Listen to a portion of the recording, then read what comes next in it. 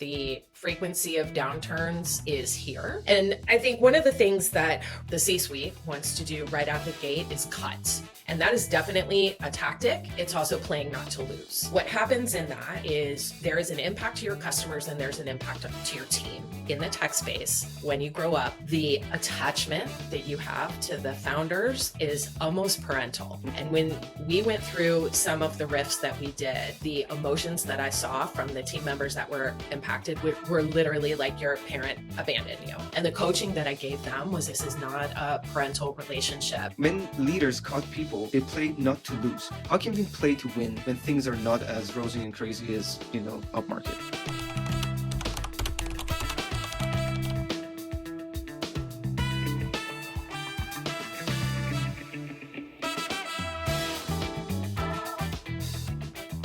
Lisa, how are you?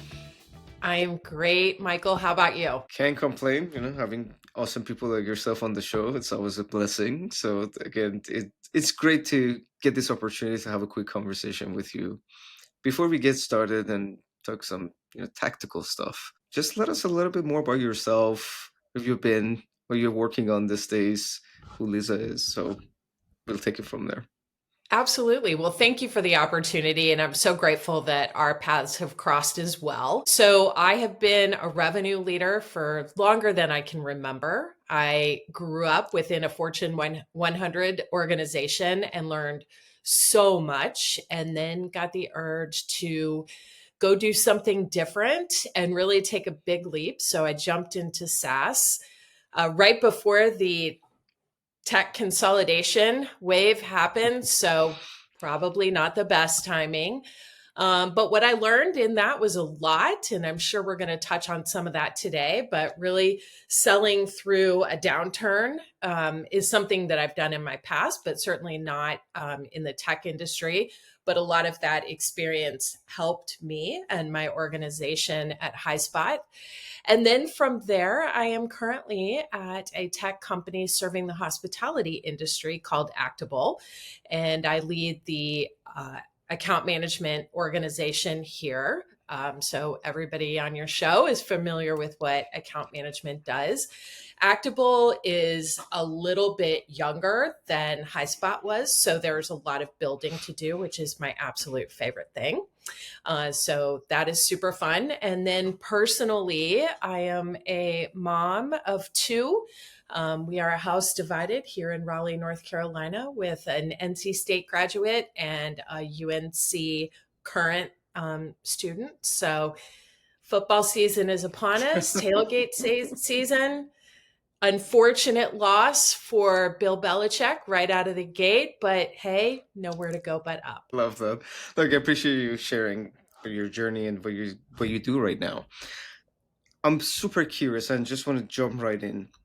You changed your career very, radically, I would say, from again staying with FedEx for long and then Highspot. Right now, again, earlier stage startup.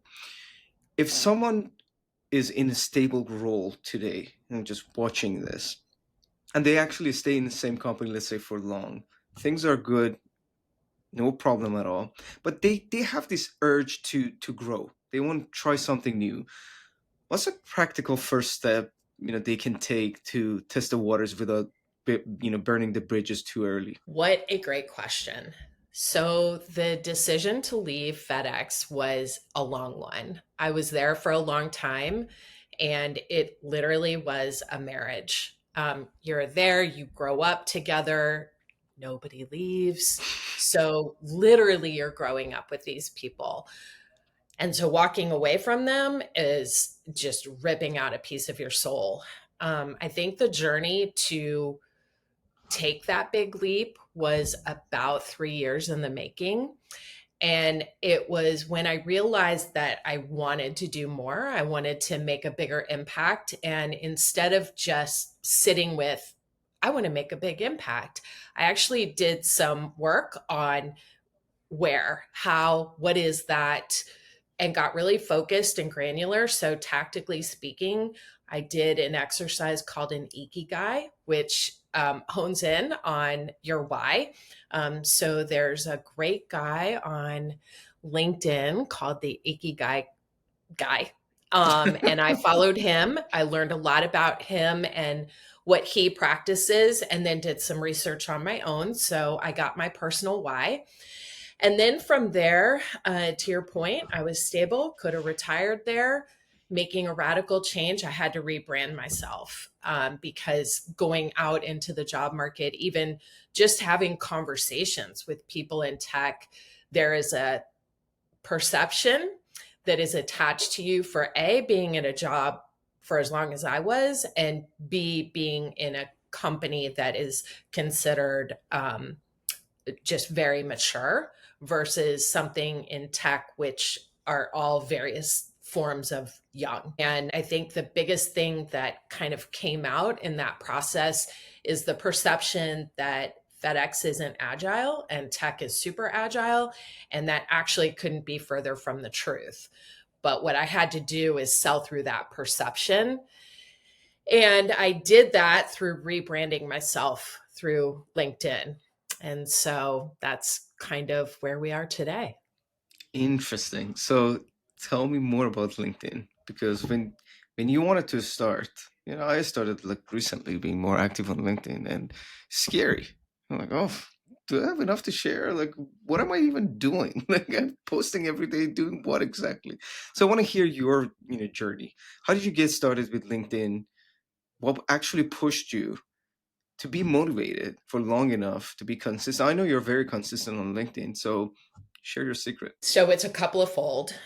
So I stumbled into LinkedIn through a project I was doing at FedEx where I learned, again, found out by mistake while I was trying to grow and rebrand myself that social marketing for organizations is super important, but it's not just the company putting out their little posts, it's the people within the company really amplifying that message and personalizing it into what it means for them or their customers that they're serving, et cetera, et cetera. So I started leading my team at FedEx to do social marketing on LinkedIn. And what I found was there are a lot of experts out there who want to help you get better. And so there I stumbled into another person, again on LinkedIn, Joe Salustio. And he's like, hey, can I teach you a few things? And I'm like, yes, sir. And so it's not like we crack the algorithm or anything, Mhm. but it is one of the things that you said, that consistency. It is your personal message. What do you want your brand to be? And I'm super passionate about having a growth mindset. So it was Mindset Monday. And Mhm. I really try to be a resilient leader. So my Friday posts are about Feel Good Friday. Leaders, you've got to take the weekend off and recharge, or else you can't be there for your team the next week. And then my Wednesday post was about the company that I served. So whether it was FedEx or Highspot or now Actabl, my Wednesday posts are always about the brand that I serve. So it's diverse. Joe gave me great tips on what kind of content lands better and why. Even granular stuff like hashtags and all the kind of things. So I learned a ton from him. I've taught it, and that became the foundation to start that rebranding. I love that. Consistency, again, just learning the game. What people really Mhm. want to see, how to, I don't want to say work the algorithm, but just, play nicely within their ecosystem. At the end of the day, it's someone else's, stadium, I always used to call it. And last but not least, you mentioned diversifying. So, I post for the company. I care about the brand, but I have my own message too: resilience, growth mindset. So always consistently try to send this message out. So that's how you build your brand while supporting the company. I love that. Now you mentioned during the first part of our conversation about downturn. I'm sure you've seen quite a few. And I don't know if we consider this a downturn or not. When it hits, what are the 2, 3 metrics or signals revenue leaders should watch to decide whether to pivot or double down or cut even. Could you share, some of your practical, exercises from the past? Yeah, so there's not one set thing. And I think the frequency of downturns is here. It's normal. I don't know that we're going to have the giant downturns like we had in '07 or at the beginning of COVID. I think they're going to be less dramatic, but more frequent. And I think one of the things that the C suite wants to do right out of the gate is cut. And the idea there is if we cut, if we reduce spend, if we kind of hunker down, we'll get through this. And that is definitely a tactic. It certainly works. It's also playing not to lose.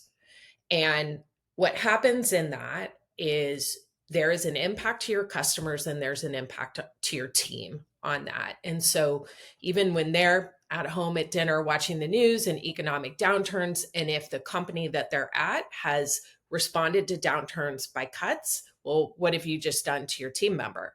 They're sitting there at dinner with their partners saying, hey, do we have enough in savings? I'm worried. I might get riffed. And then that just causes this ripple effect in the family, which then guess what? Shows right back up at work. And so now you're not getting the very best out of your team member that you could because of what you've done. And I think that becomes an unintended consequence for the C-suite, especially in tech, when there are these things that happen. So my argument is that you sell your way through it. And for sure, especially in 23, 24, with the tech bloat, yeah, tech stacks got too big. I'm certainly not going to argue that. But in addition to looking through the redundancies in your tech stack, there was an opportunity. How do we optimize our sales conversations to leverage not just value, because value can get overused and watered down, and value is what is perceived by the customer. The gap that sellers, not all sellers, but sellers have today is, do you really understand your customer? And that has been around forever and ever.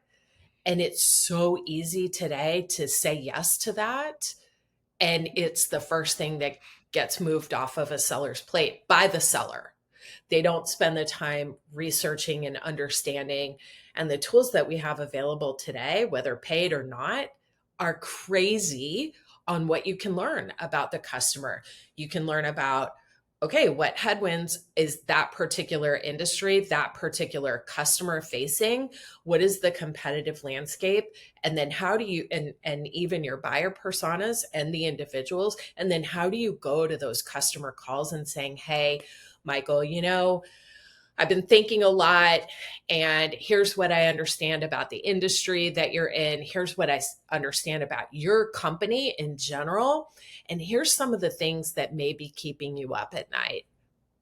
Am I close to the pin on that? And you'd be like, yeah, I spent all weekend thinking about that. And then I could just say, what kinds of things have you thought about in terms of solutions on that? And you would say X, Y, or Z, and maybe it relates to me and maybe it doesn't. But the point is that you're building this relationship in a point of downturn where everybody's freaked out, everybody wants something, and you're coming to the table truly to be a problem solver. So maybe you get revenue out of it today, but you know what? You will get some down the road because you have, again, another overused word, but trusted advisor on that. You're not in it for yourself. You're in it for your customer's success. What's interesting about this? This is what I'm hearing, and correct me if I'm wrong. It seems like there is a bigger root cause to this problem than just, hey, let's just get rid of people. Because you get rid of people, you said it, you play not to lose. You just want to stay afloat, right? It's not, you don't play to win, because even the people you're keeping, let's just be real about it. Like that 80-20 rule, I think still, exists, that your top performing reps are really carrying, quota, and the rest are trying to just figure out. And it's all about not knowing the buyer. And maybe we can maximize those conversations when everybody's trying to do the same thing, selling, selling, selling, selling, by saying that, you know what, I'm not hungry for it even, because I know what you're going through. My leaders have spent days and nights trying to teach me about that at my biggest pain point, your biggest pain points. So I communicated with you. But not today, because I cannot, artificially change that timeline. Along the way, we'll see, what happens. But I get to know you. Maybe today is not the day. And would that be fair to say actually investing in our people and investing more time with our current clients rather than just hunting for new logos when nobody even wants to buy? I am beyond passionate about that. And I think you hit on a couple of things there. So we'll go back to the LinkedIn piece. And again, I am throwing around a lot of sayings and euphemisms, but people do buy from people. And again, we all know the stat. It's now up to 80% of the buyer's journey they do on their own through their own research, their own network, and whatever. So when it comes down to that 20%, they want to buy from somebody that they know has got their back, that they know understands them. And ultimately, again, when we're thinking about kind of scary times or fragile times, that seller is going to make that buyer look good, that they made a great decision. Maybe there's a promotion involved. Maybe there's a raise involved. Who knows? But at the end of the day, maybe there's job security involved in that. And that becomes really, really valuable currency today. So going back to the LinkedIn piece, if you're always posting about the company, how does the buyer know who you are? And so when I started, and then we'll come back, just another little thing on LinkedIn, I was terrified to say something on LinkedIn. I'm like, oh my God, like, I don't know anything. These people are going to judge me. Who do you think you are? And so you start really small and you just like people's posts. And then the next step is you post and I say, great podcast at Michael Ocean. Here's what I liked. Great. And so you get this courage and you get this courage, and then you write your first post. But over time, you've actually sprinkled little nuggets about who you are by who you've engaged with. So that then builds your story about who you are as a seller. So if I'm on a call with somebody on my team and the buying committee, because that's what it is today as well, is sitting there on LinkedIn looking at me, they get a really good picture of who I am as a person. They know about my kids, they know about my volunteer work, they know about the mistakes that I've made because I've gotten pretty brave and thrown myself out there as well. So they know, or hopefully they know, that I am a genuine person. And so then my actions are going to match the words that I'm saying. But if you're just out there posting about your company or kind of hiding behind the company posts that are served up to you, there's still a lack of authenticity that's there. Authenticity. That's a good word, actually. You can expand on that a lot, but please. Yeah. So coming back to the delayed gratification, we'll call it. I think when tech companies are scaling, it is super important to index on new logo because you don't have any customers. So, of course, you've got to get customers. But at some point, you hit an inflection point where you do have the customers, and now you've got to nurture, retain, and grow those customers. And the motion that you use from an acquisition standpoint is different than you use for a retention and expansion standpoint. The conversations are different. Where and how much you spend your time is different. The seller persona is different. We can argue all day about hunters and farmers, but there are people who love to nurture relationships, and there are people that wake up in the morning and go, how am I going to get Google under contract today? And there are people going, I would be terrified to do that. So there is literally a lid for every pot, and it's a revenue leader's job to make sure that you've got the right people in the right seats aligned to doing the things that they love. I love that. Look, we keep talking about buyer personas and you through seller personas. And I think as leaders, it's as important to know our other buyers the internal ones, the ones who are actually carrying our quota. Maybe someone hates actually nurturing, to your point, and that's fine. That's fine, but we shouldn't push them in a direction or give them the same enablement or support as someone who has a hunter mentality and wants to go, go, go, go. Do you believe your reps burn leads practicing on client calls? When it comes to giving them one-on-one coaching sessions, just don't have the bandwidth, so you get rid of them altogether? Or maybe you notice that your team spends a lot of time on non-revenue tasks like taking notes, updating CRM, or drafting emails. These are the exact challenges we solve for other revenue leaders like yourself. With SellMeThisPen AI Coach, you can offer your reps role-play sessions at scale while automating one-on-one coaching sessions based on your best practices and methodology. Also, AI will take care of all their non-revenue tasks, like note-taking, CRM updates, draft the email for them, so they can focus on constant improvement while you're focusing on one thing and one thing only: revenue growth. If you're interested in learning more about the clients we are working with or use cases that might be beneficial to you, check us out at SellMeThisPen.ai. Let me ask you this one more time.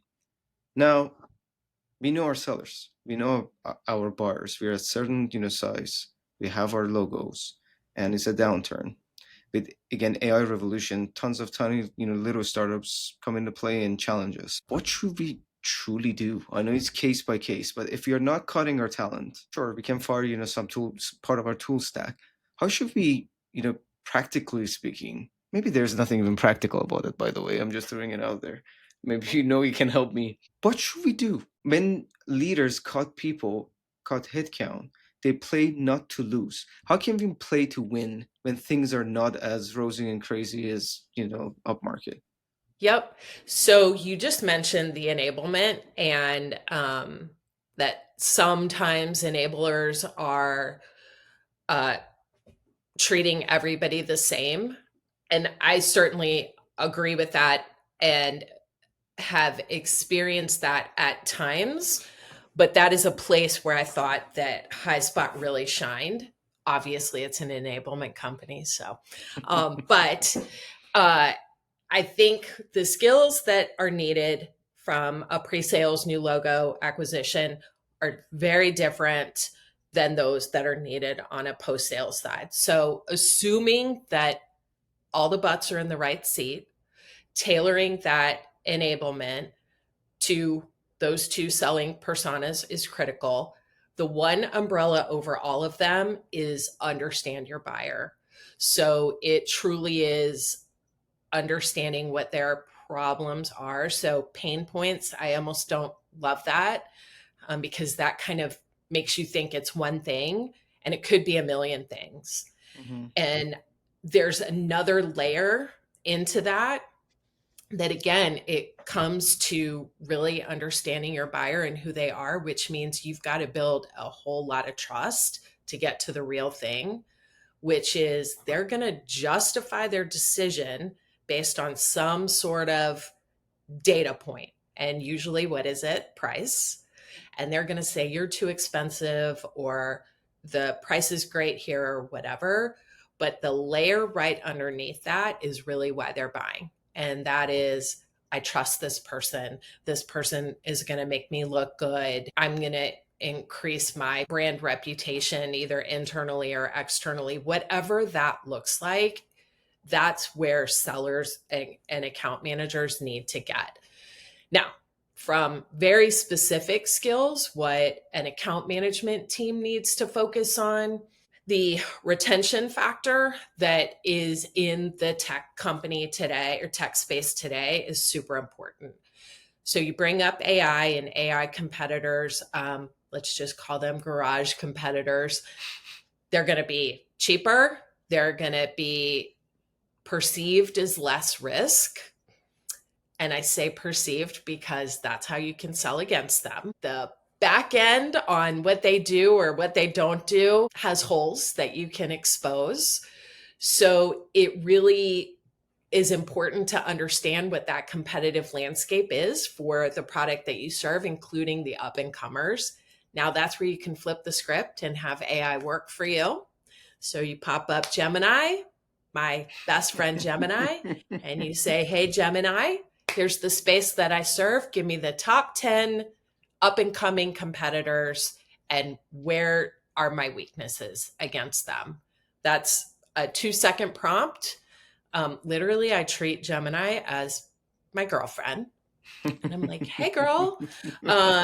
So she doesn't have a name. She's still Gemini, but that is how I treat her. And you can get that. And now you can go compete against those 10 garage startups. And it's not as easy as that. Again, you've got to have your cadence. You've got to be multi-threading within that account.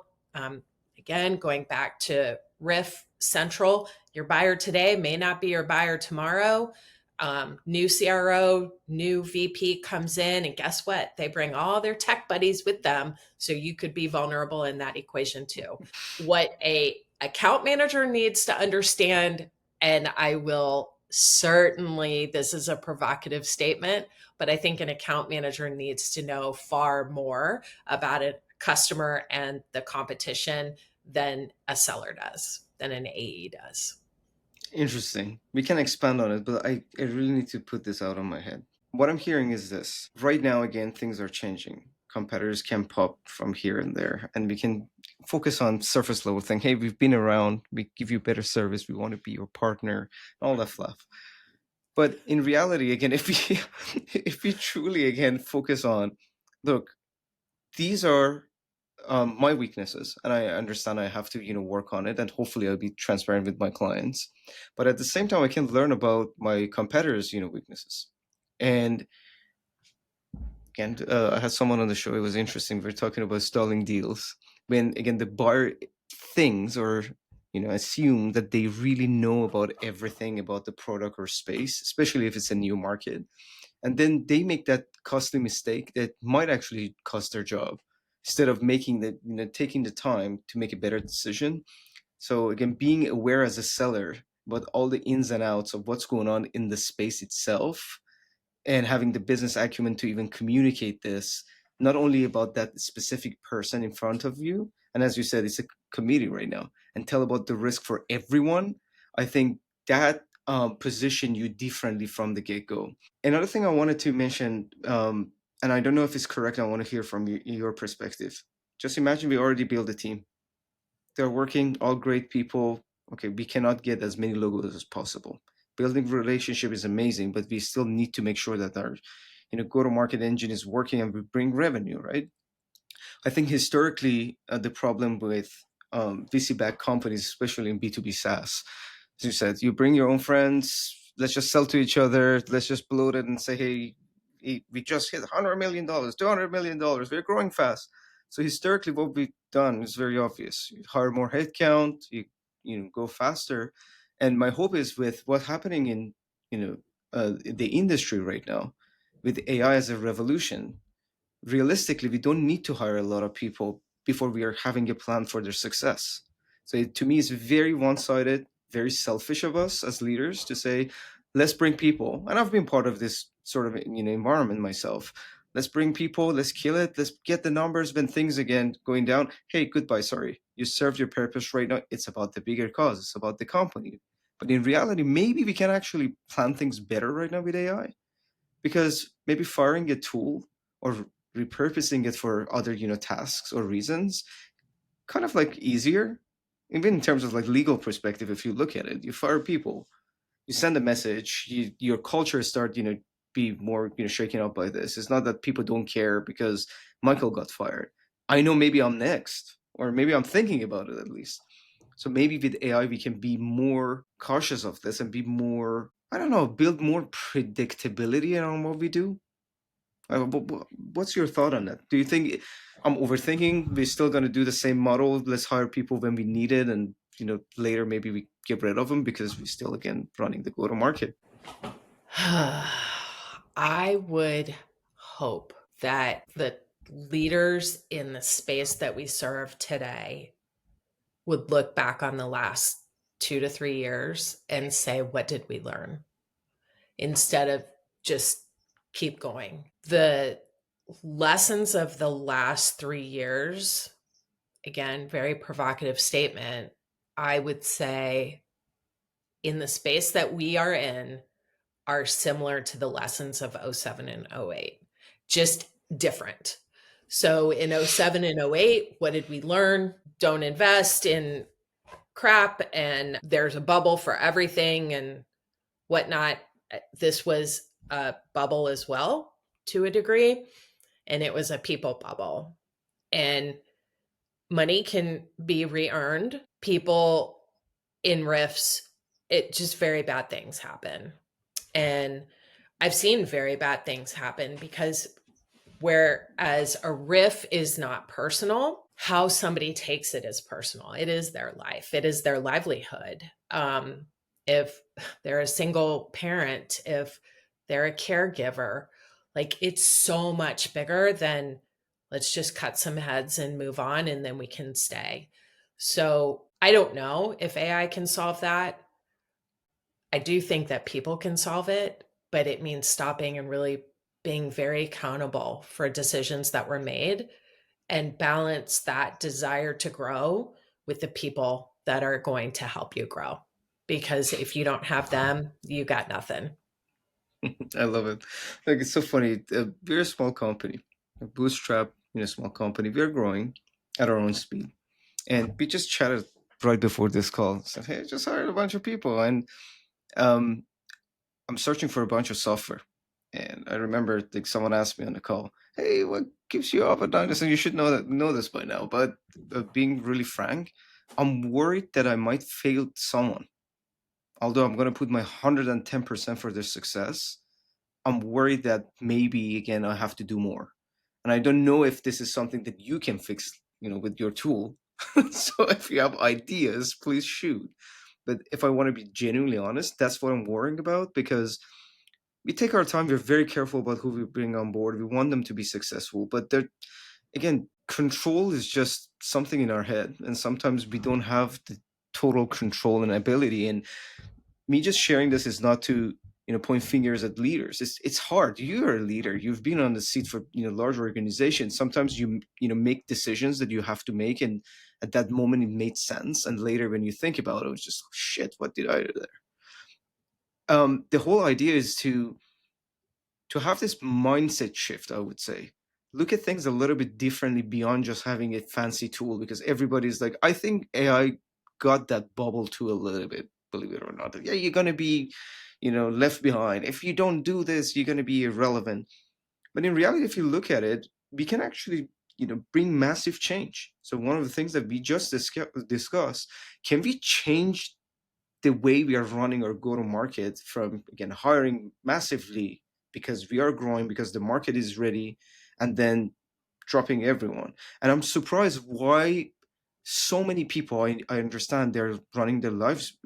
I had jobs in the past too. I mean, I have my company right now, but we have to learn as talent. We have to learn the lessons too, that companies are not necessarily loyal to you, certain type of companies. Maybe we should do our due diligence and be responsible for ourselves and families, and don't overstack on the leader and the brand or the logo or whatever you're getting into, because they don't have control too. Now, you mentioned about being a good salesperson. In downturn, it doesn't matter when things are good or bad. Peter Schmitz introduced us to each other. I know you worked with him in the past, and we both, have respect for him. If you were training, let's say, your team, whether account management, because you brought up an interesting idea, is that they need to know about competitors more than our sellers. If you're training even your account management team, let's focus on you. What did Peter do differently compared to the rest of us that you still have respect for him and you still care for him? So I want to answer that question, but would you mind if I just added one more thing to what you said about how the Of team course. member has a responsibility? You are so right about that. And what I learned over the past 3 years is that in the tech space, when you grow up, so you're like employee 10, 11, 12, the attachment that you have to the founders is almost parental. Mhm. And so as the company scales, you're growing up as a family. And we've seen the word family talked about on LinkedIn, that your job is not your family. And when we went through some of the riffs that we did, the emotions that I saw from the team members that were impacted were literally like your parent abandoned you and you got Mm-hmm. kicked out.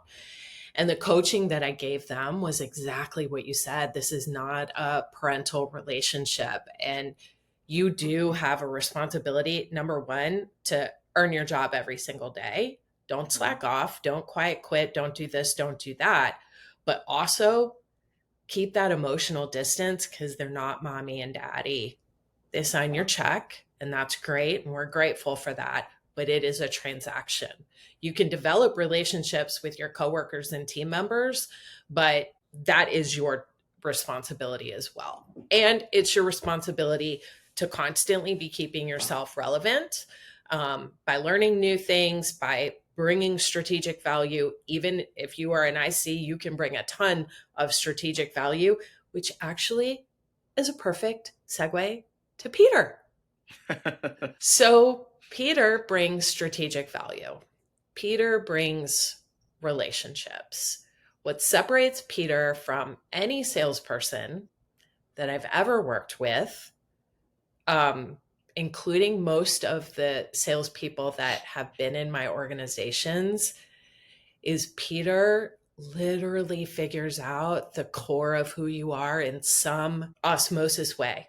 Like I would love to say in some weird and creepy way, like he made me, he asked discovery questions and I was like, ooh, these are getting too personal, but it was never that. I don't even know how he figured out what was important to me, but man, he did. And when I ran the competitive gamut for what I bought from him, I paid a premium for what I bought from him. But I did it because he wore the problem that I was trying to solve for himself.